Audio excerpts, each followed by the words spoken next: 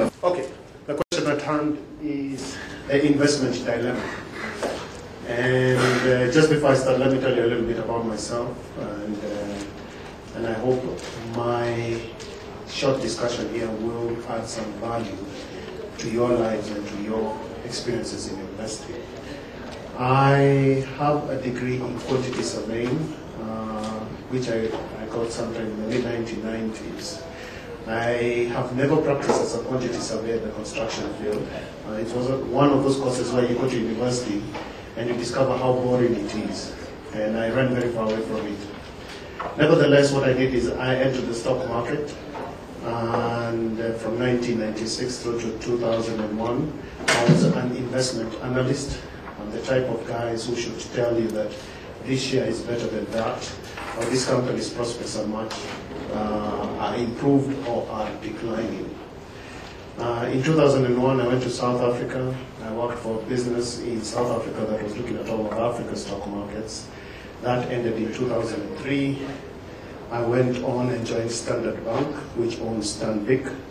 I joined a macroeconomics research unit, and I researched Africa's economies for the bank.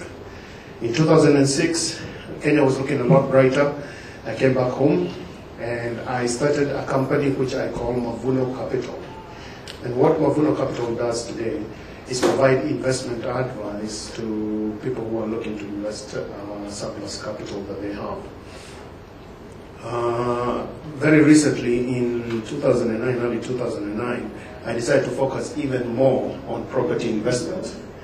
And today I define myself more as a property investment professional. That's what I do.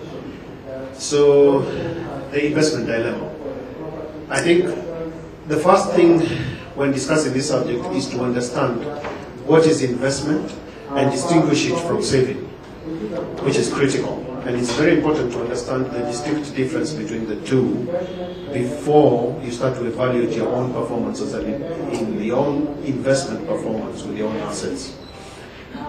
Now, to save savings is the difference between your income and expenditure.